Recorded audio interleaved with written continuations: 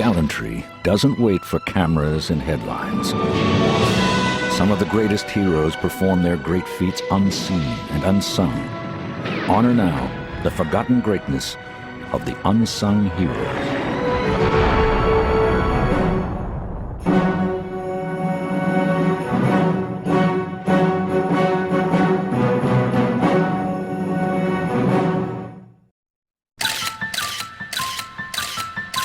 The Siege of Sahn.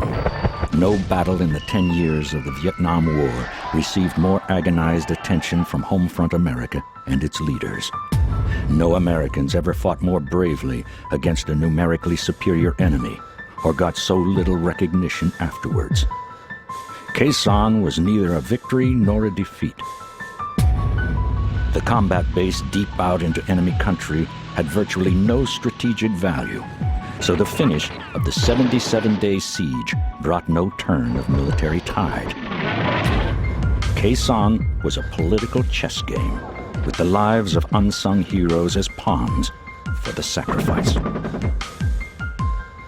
As these men, when called to do a distasteful job, when called to do a job that might mean their lives, and in many cases meant their lives,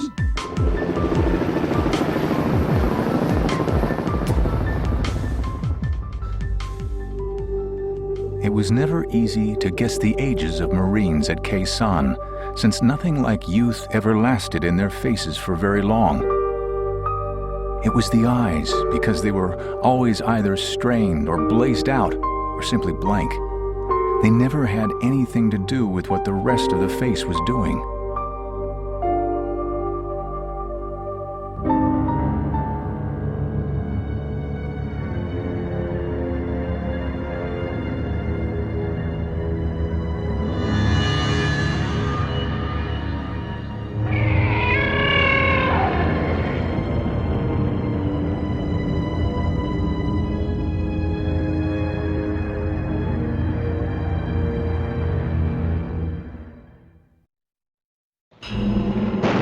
The Vietnamese siege of the isolated French fortress of Dien Bien Phu in 1954 had succeeded in driving the French out of Indochina after a century of occupation. Just over 10 years later, the North Vietnamese would look to Dien Bien Phu as their model in both tactics and goals in going after the isolated combat base at Sahn. By January of 1968, Marine patrols making increasingly heavy contact with the enemy began to uncover an enormous buildup of enemy forces around Sahn. The word flashed to high command that the Sahn combat base was being cut off from ground support and targeted for all-out assault. The enemy was not looking at its strategic value, but at its exposed and vulnerable location, with the lives of its defenders and the morale of America in the crosshairs.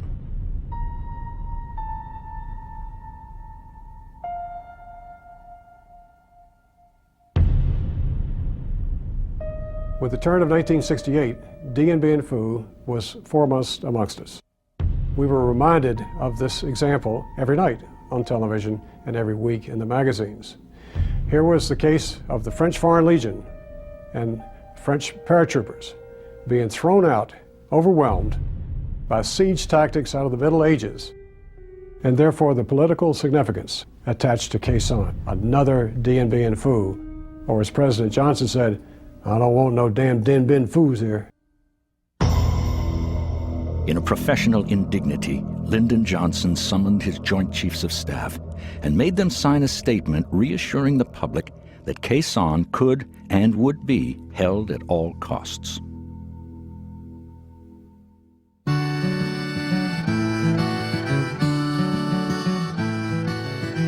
Vietnam was a teenagers' war. Its soldiers stepped straight out of a childhood played in the golden age that was America in the early 1960s.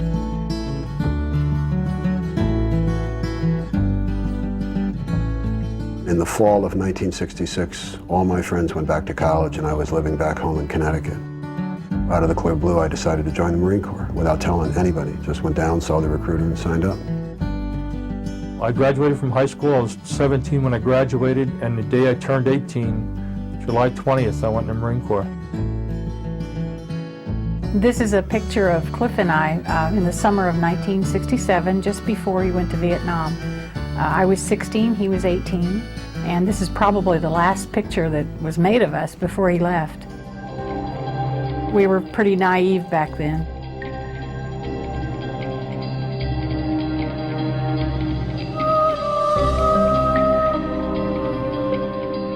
I guess we were pretty naive back then.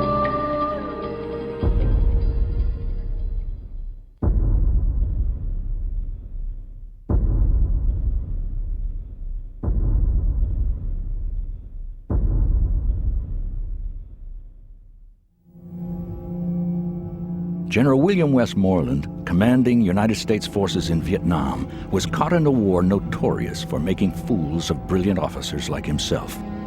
Even though withdrawal from Khe Sanh would be no strategic loss, he boiled for a fight. We couldn't find a substantial target to hit with our troops and our firepower. Khe Sanh, I think, to General Westmoreland, presented finally that opportunity. A full enemy corps, at least 2 divisions, artillery, some tanks, ready to concentrate and fight us. A set-piece battle. And here was his opportunity to defeat in detail the best army that the North Vietnamese could field.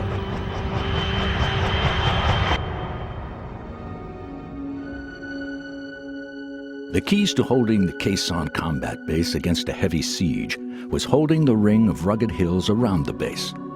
20 years earlier, the French had been annihilated at Dien Bien Phu when the Viet Minh had taken the surrounding high ground and fired down with artillery.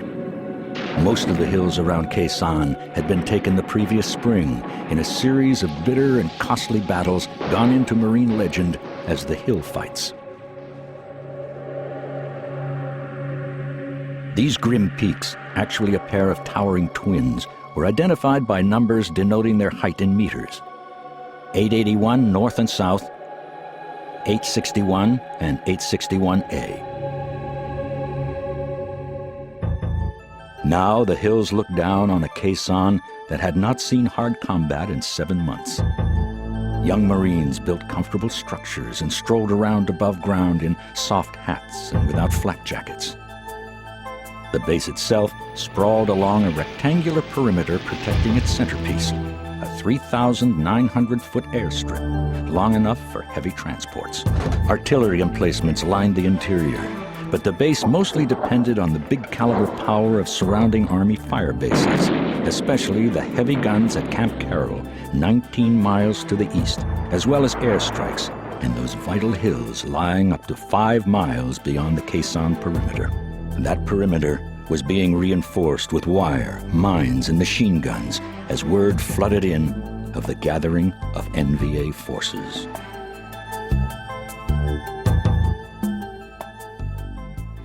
The whole world knew that there was a fight coming in this place. It was just a matter of when the first shot went up. I was a 20-year-old who probably should have been taking my final exams that spring. And here I was charged with the responsibility of being able to bring artillery in to protect the people in my company and prevent the bad guys from overrunning us. Khe Sanh correspondent Michael Herr voiced the growing wariness of the men. What if all the gooks that you think are out there are really out there? And what if they attack before the monsoons blow south? Some mist-clogged night when our planes just cannot get up there. What if they really want Khe Sanh, want it so badly that they're willing to maneuver over the triple lines of barbed wire, the German razor wire too, over the barricades formed by their own dead, coming in waves, human waves. And in such numbers that the barrels of our 50 calibers overheat and melt, and all the M16s are jammed until all the death and all the Claymore mines on our defenses have been spent and absorbed. What if they are still coming, moving toward the center of a base so smashed by their artillery that those pissy little trenches and bunkers that your Marines half got up are useless?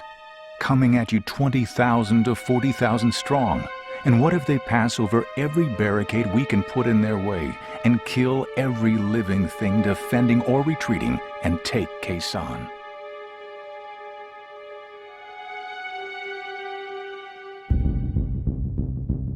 But just hours before the looming NVA attack, an astonishing turn of fortune fell to the defenders of Sahn.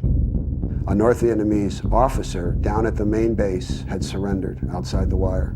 Had they shot him, I probably wouldn't be doing this interview, because he was a North Vietnamese officer who had been passed over for promotion a few times, hadn't received any mail in months, and he decided to defect.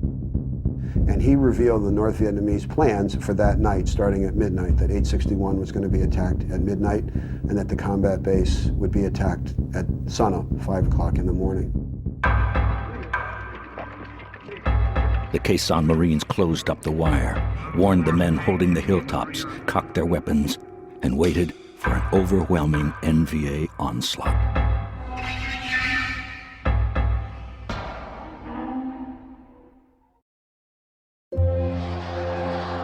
January 20th, 1968. A nervous Washington watched and wondered about Westmoreland's gamble, staking Sahn and its defenders against a chance to finally kill the enemy wholesale. The Americans in the buttoned-up base and on the hills protecting it, now knowing the NVA attack plan, were on 100% alert.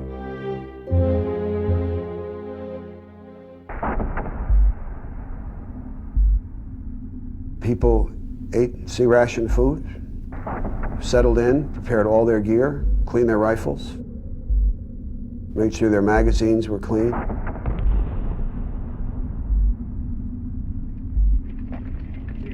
You could hear the North Vietnamese out there talking. You could hear the tingy sound as they cut barbed wire. We responded only with grenades. We didn't want to give away any of our positions. A big green flare went up from that western ridgeline, and the North Vietnamese opened up with everything they had.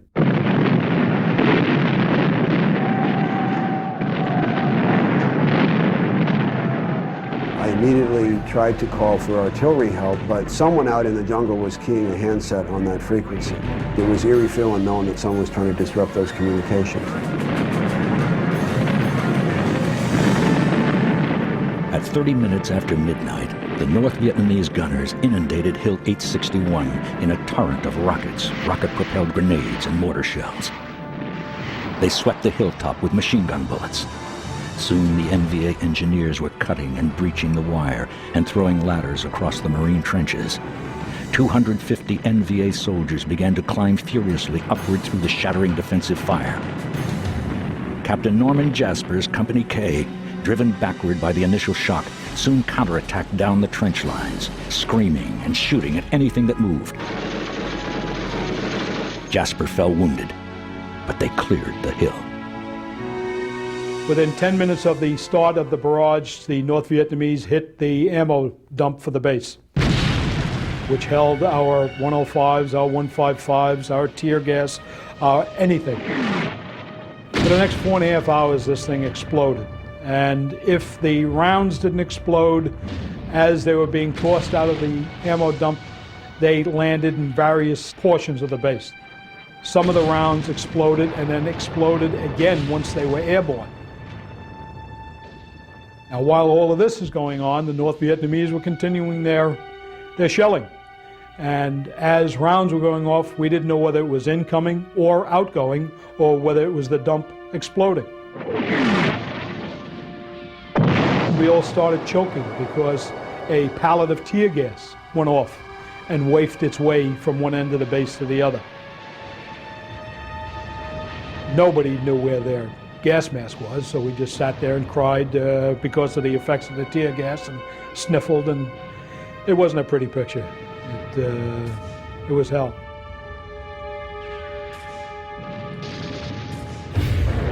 Captain Bill Dabney's India Company on Hill 881 South provided night-long mortar fire in support of their fellow Marines desperately defending nearby Hill 861. Dabney's two 81mm mortars fired more than 300 rounds each that night, becoming dangerously overheated. We had to cool the tubes. We found, at first we used what water we had in our canteens. We ran out of that very quickly, then used a stock of fruit juice we had. And finally, when we ran out of fruit juice, we had the troops line up by platoon and urinate on the tubes to cool them down so we could continue the mission. Huge Army 175mm guns fired from Camp Carroll 19 miles away and put shells 50 yards in front of the Marine wire. It was just the first night of what would become a 77-day siege. Charlie Med was our name for the aid station right by the landing strip of Sahn. I believe it was the Charlie Company of the 3rd Medical Battalion. The doctors there probably saved 95% of the people who were wounded. The work that these men did with only the basic instruments. These men are gods as far as I'm concerned. All through the siege, Larry McCartney's Echo Company literally lived and died with the tireless heroism of their hospital corpsmen, Charles Langenfield, Jim Delaplane, and Joseph Lopez. The NVA failed to capture Hill 861, but the pressure to overrun the Marine positions never let up. Besides killing the men behind the wire, the goal was to deny food, water, and ammunition by battering the Hilltop's last lifeline, the helicopters that were the sole source of their supplies. Being about 5 miles west of the combat base, we were surrounded by what probably was a North Vietnamese regiment. We were invested, cut off from the ground, and utterly dependent on helicopters for survival and support. No helicopter could approach the hill without being fired on. And no helicopter could stay on the hill more than about 25 seconds without a real risk that a mortar round would hit it. And that was catastrophic.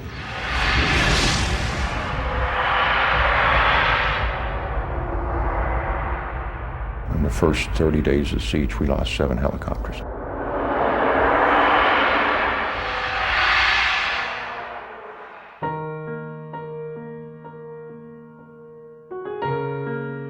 It was tough to maintain morale under these conditions. Captain Bill Dabney on Hill 881 South found a novel way. Every morning and every evening they would raise and lower the colors. Nothing unusual about this, except that anytime you showed yourself on top of that naked hill, you could expect to be mortared by the big stuff, be hammered. So whatever you did, you had exactly 31 seconds from the time you first heard the boop of the mortar tube firing from the impact of these enormous 120mm mortar shells. They would time it so they could raise the colors, one of the lieutenants playing a bugle, all the Marines standing at attention in their foxholes, but a couple of people out in the open, raise the American flag, and they had 29 seconds to get it up there and then run like mad and get back in their holes, and then the whole hill would blow up. Great for morale. I had one man that was hooking up a load of nets and slings under a helicopter and got his foot caught in the load when the helicopter took off. Rode down to Sahn dangling by 1 foot under the bird, and 2 days later, at his own volition, was back up on the hill. These are awesome men.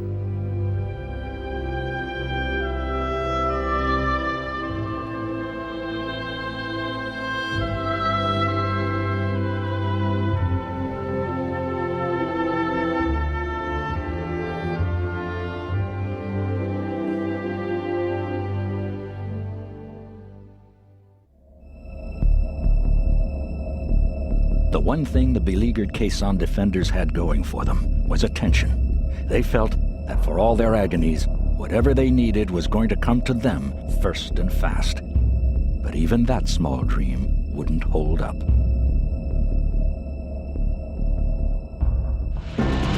Suddenly, on January 30th, 1968, Sahn had a rival to bleed off attention, worry, and reinforcement. The NVA and Viet Cong coordinated a major offensive timed to the national holiday of Tet. Large-scale attacks hit towns and villages in 36 of South Vietnam's 48 provinces. The key city of Hue fell quickly. and there were free-for-all battles everywhere that were to rage for weeks. The noose tightened around Khe Sanh. When word came that the nearby Special Forces camp at Lung Vei had been overrun with heavy losses, every soldier and civilian was pulled out of Khe Sanh village and back around the combat base.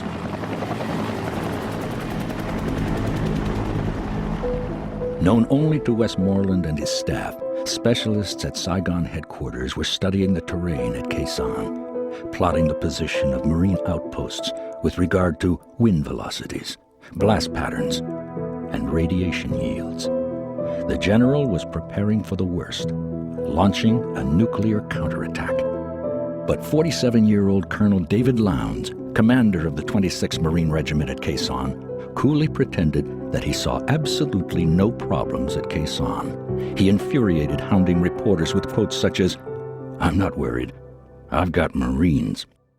You could wake up each morning at the combat base and look out around the perimeter and see that these approach trench lines, the old siege tactics from the early centuries, were getting closer and closer each night. 400 yards a night, and at one point they were within 25 yards of the outer wire. Soon, it was Hill 861A's turn in the NVA crosshairs. The scariest feeling in the world is to hear that bloop in the distance, knowing that you're the target, and there's not a damn thing you can do about it. We were far away. We were by ourselves. We were cut off. We were out there in no man's land all alone. I heard movement, and I knew that it was NVA. It was just that feeling in your bones. You could smell. You knew it was bad guys. All of a sudden, it was just nothing but crack, crack, pop, pop, pop, crack, crack, pop, pop, pop, pop, brrr, brrr, as the machine guns opened up. And then all of a sudden, a huge whoosh. That was the Claymore mine going off. During all of this cracking and popping, and all of a sudden, we started hearing yelling and screaming. One phrase sticks out in my mind. Gooks in the wire. Gooks in the wire.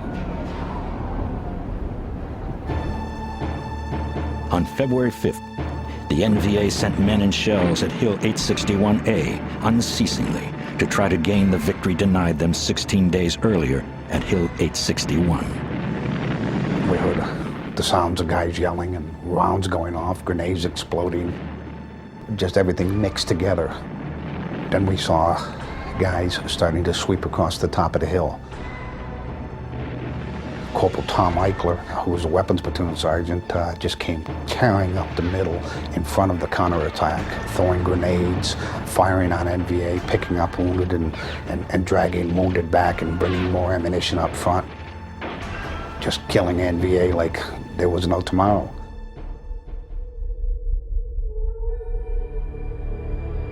The next morning, the only people left alive on top of that hill were United States Marines and our corpsmen that were with us. The NVA drugged some of their dead and all of their wounded off the hill. Official counts called for 109 NVA killed that morning. I know that we buried 50 or 60 of them. I'm not sure the exact number. There were North Vietnamese soldiers dead in the wire, on the wire, under the wire, over the wire, somehow mixed up inside the triple concertina. Within 2 weeks, they were skeletons. It was very eerie to look out with those big binoculars and see human skeletons with helmets and packs on and boots on, but they were just bones.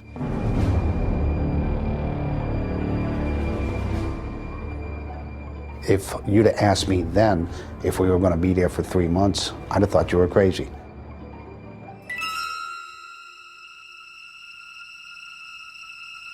They had to resupply us. And they had to resupply us heavily because we really didn't have much to shoot at, or to shoot with at the North Vietnamese had they tried to come into the base. So it became a very, very big resupply problem.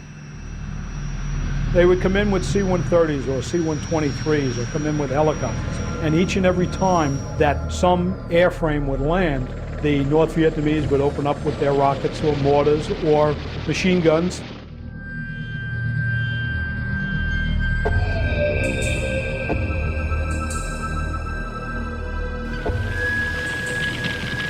We lost, I believe, 2 C-130s, a CH-53 helicopter, and various and sundry other helicopters on their resupply mission.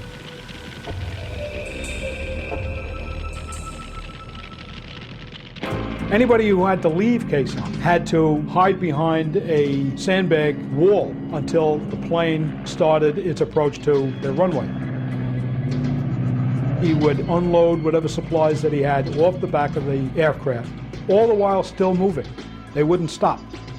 I had to back my truck with the trailer into the belly of a C-130, and my truck was loaded with 7.5 tons of 105 ammo, and I had a half-ton trailer that had over 2 tons on it.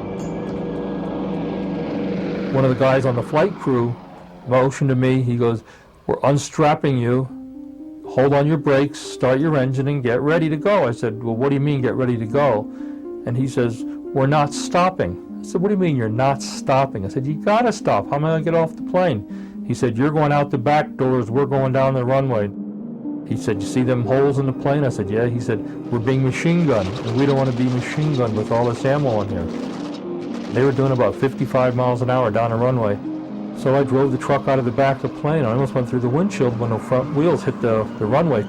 And I got the truck off the side of the runway, dove into a bunker, and it was a bunker I didn't want to dive into. There were bodies in it.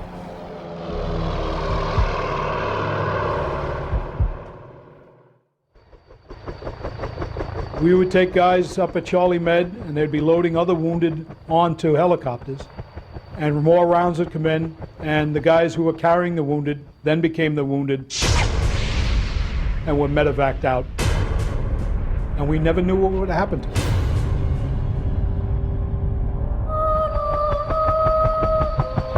"34 years later, there are still some guys whose names I have on a set of orders who I do not know what happened to. They became ghosts.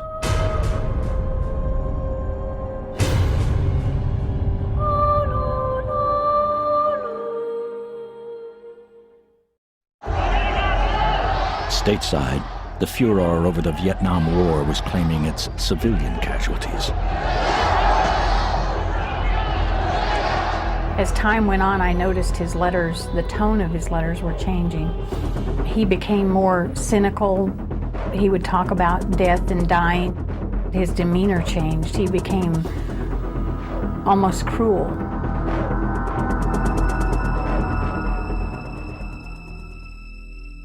There was men there, boys that turned into men.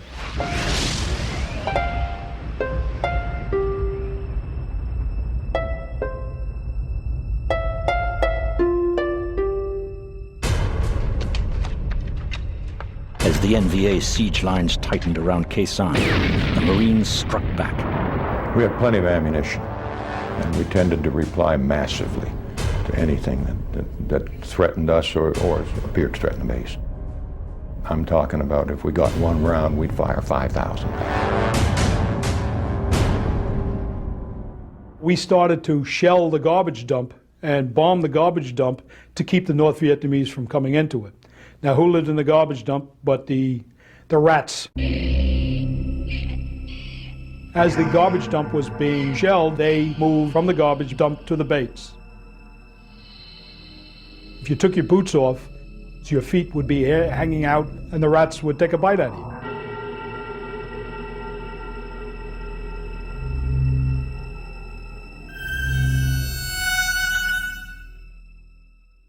Father Brett was a chaplain from 226, a Catholic chaplain, who came up apparently to the guys who were on 861 Alpha. And as far as I can tell or have learned or tried to learn, he's the only person who came up to 861 on foot during the height of the siege.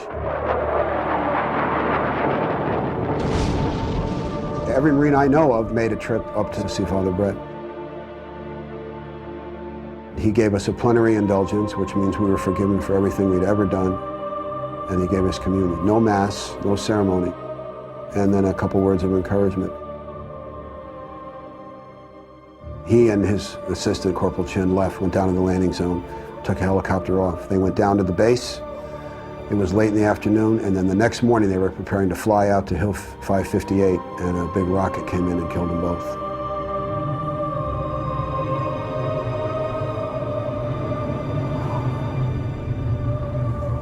Anxiety was a luxury, a joke you had no room for once you knew the variety of deaths and mutilations the war offered.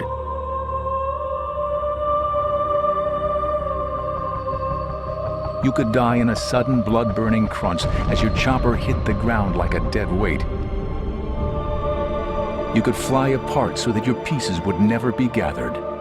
You could take one neat round in the lung and go out hearing only the bubble of your last few breaths.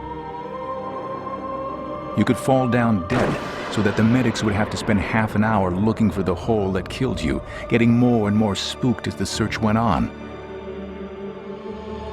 You could get shot, mined, grenaded, rocketed, mortared, sniped at, blown up and blown away so that your leavings had to be dropped into a sagging poncho and carried to Graves registration.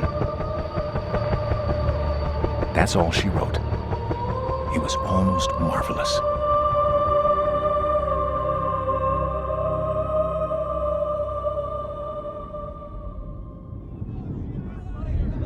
I remember flying through the air, and I flew about 50 feet.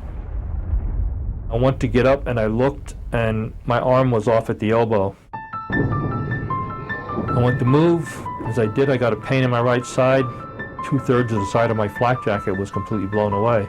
My hand went right into my side. Thought I was going to die. One of my buddies filming air, he was going by, he was from my gun, and he picked up my arm.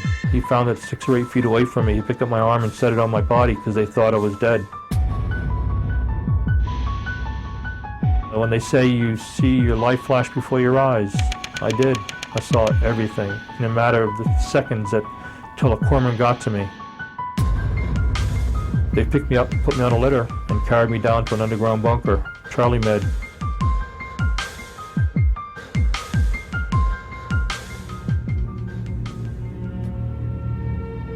A Marine Corps major came to my mom's house at 8 o'clock in the morning and gave her a telegram that I was killed in action.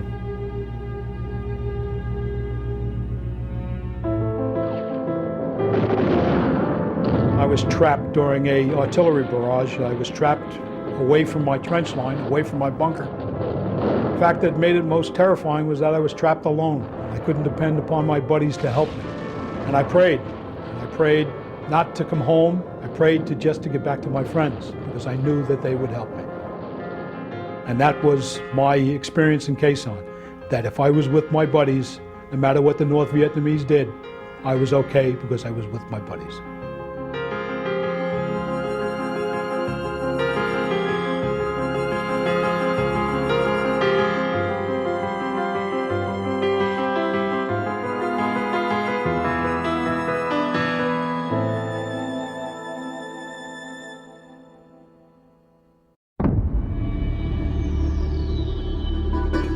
Continuously miserable weather jeopardized Khe Sanh's lifeline. The mist and the fog was so heavy that you couldn't get any air support for long periods of time. You couldn't see the next hill over, so the NVA were able to pretty much walk up on you.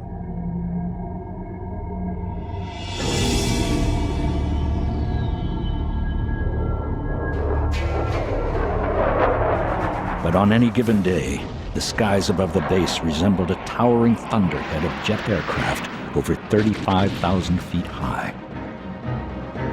The pilots patiently flying holding patterns, cycling ever lower in the queue and dropping their bombs and rockets.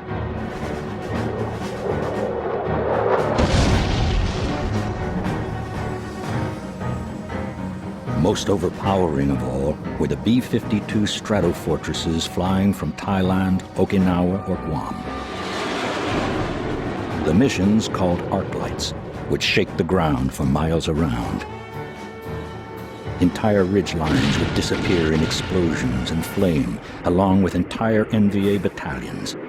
Hailstorms of bombs fell from invisible planes from 30,000 feet, without sound.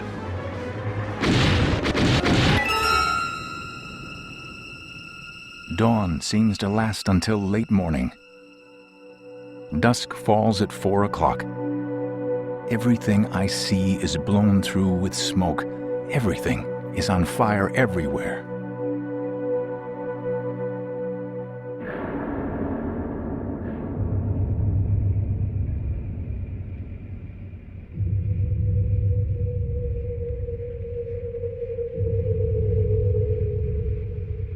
I do not believe that I should devote an hour or a day of my time to any personal partisan causes.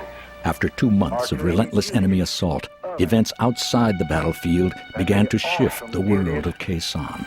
Of this office, the presidency. We were in the bunker at night listening to Johnson, President Johnson, talk about a ceasefire. I shall not seek, and I will not accept the nomination of my party for another term as your president. And I looked across at the 3 other guys in the bunker with me, and I said, he's getting out. And someone else said, what do you mean? I said, didn't you just listen to him? The President of the United States is not going to run for president again. Johnson is giving up. And if he's giving up, what are we doing here? I will not accept the nomination of my party for another term as your president. The nomination of my party for another term.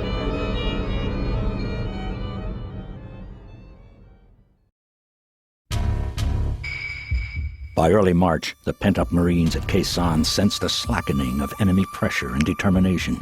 They wasted no time taking to the offensive. The company commander told the lieutenant in the assault platoon to hold his men back. They wanted to provide artillery barrage to assist in the assault on the hill. And the lieutenant at his quarters was saying, I can't hold them back.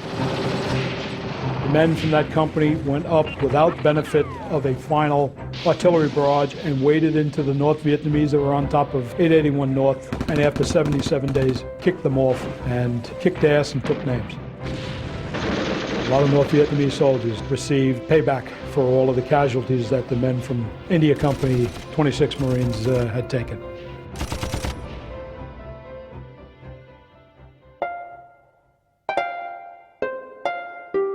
And just as suddenly as that, the Khe Sanh defenders realized that their desperate hours were about to end.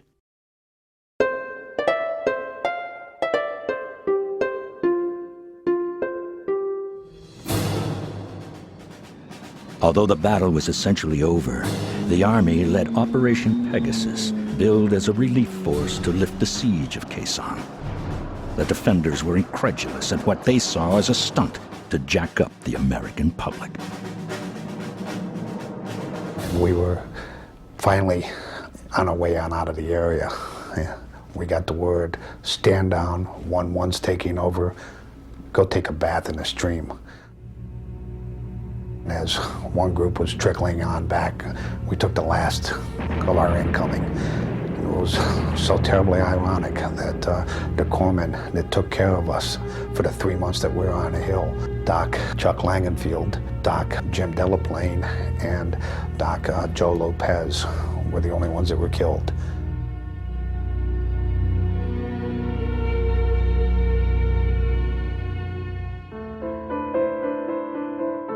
Corporal Cliff Treese would spend 4 weeks in a Da Nang hospital known as the Death Ward, where few left alive.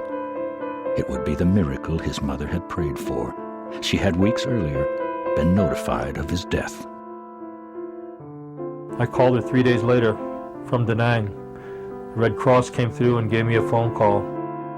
They got on the phone and they said, we have a call from Corporal Cliff Treese. And she said, who's a practical joker? My son was killed 3 days ago. And I started yelling over the phone, Mom, it's me, I'm okay, I'm alive. One morning we woke up, 11th, 12th of April, and the word was, you've got 20 minutes to pack your stuff. And within 20 minutes, we were at the landing zone, helicopters landed, and bang, we were gone. I never, ever, for 1 second, got a chance to say goodbye or to come to terms with all the stuff that happened up there.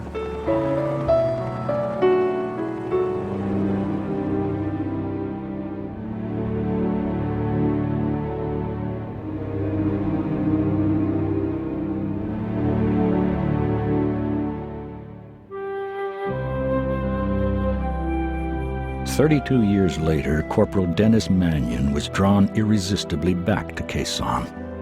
It had become a different place, not just physically, but emotionally. The demolished bunkers and trenches now seemed just grassy juttings of nature. The ravaged, deserted, shell-torn valley he had known had grown flowers and crops and families.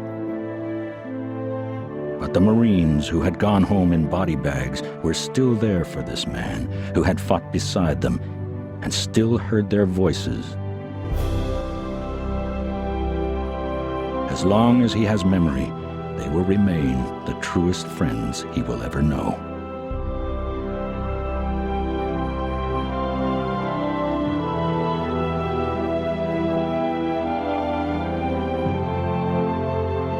I looked back from the landing zone to the top of the hill. In the mist, I saw a whole bunch of Marines standing in the mist. I saluted one time. It was the best military salute I probably ever did. I turned around and I put my back to the top of the hill and I walked across the landing zone. I never looked back.